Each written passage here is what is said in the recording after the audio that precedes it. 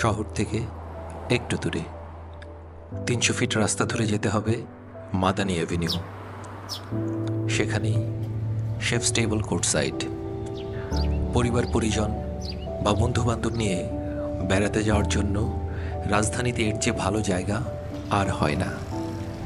প্রথমা বুক ক্যাফের দিক নির্দেশনা চোখে পড়বে খানিকটা এগোলে। বাচ্চাদের খেলার জায়গাটা পার হলেই আপনি পৌঁছে যাবেন মায়া মায়া ছায়া ছায়া একটা একতলা বিল্ডিংয়ের সামনে।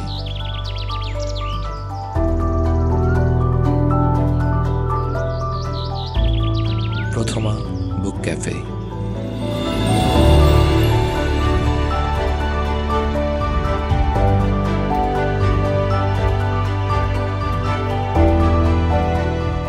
এখানকার যে জিনিসটা সবার আগে চোখে পড়বে তা হলো জায়গাটা বেশ ইকো ফ্রেন্ডলি, শীতাতপ নিয়ন্ত্রিত, কিন্তু চাইলে জানালাগুলো খুলে দেওয়া যায়। আলো বাতাস ঢোকার বেশ ভালো ব্যবস্থা আছে।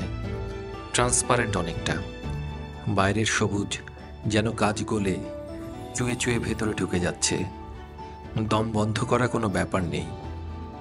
ইউনাইটেড গ্রুপ যখন এখানে শেফস টেবল চালু করে তখন ভেবেছিল জায়গাটাকে কি করে সোশ্যালি আরও অ্যাক্টিভ করা যায়, পুরো পরিবার নিয়ে যেন মানুষ এখানে বেড়াতে আসে।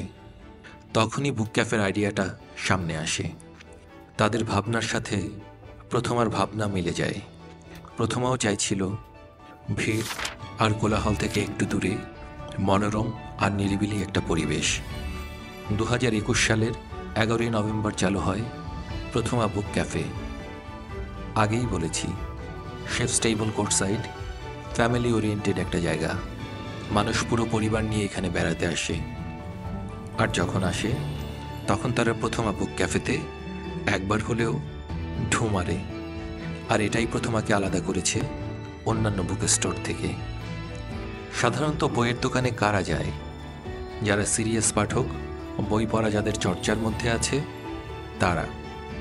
কিন্তু প্রথমা বুক ক্যাফেতে এমন অনেক মানুষ ভিড় করে বইয়ের সাথে যাদের বিশেষ সম্পর্ক নেই। এই প্রেমিসিসে বেড়াতে এসেছিল, বেড়ানোর অংশ হিসেবে ঢুকে পড়েছে বইয়ের দোকানে।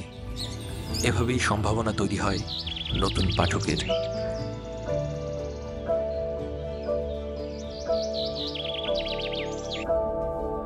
অনেক ভালো ভালো কথা বলে ফেললাম, এবার কিছু ড্রব্যাক বলি।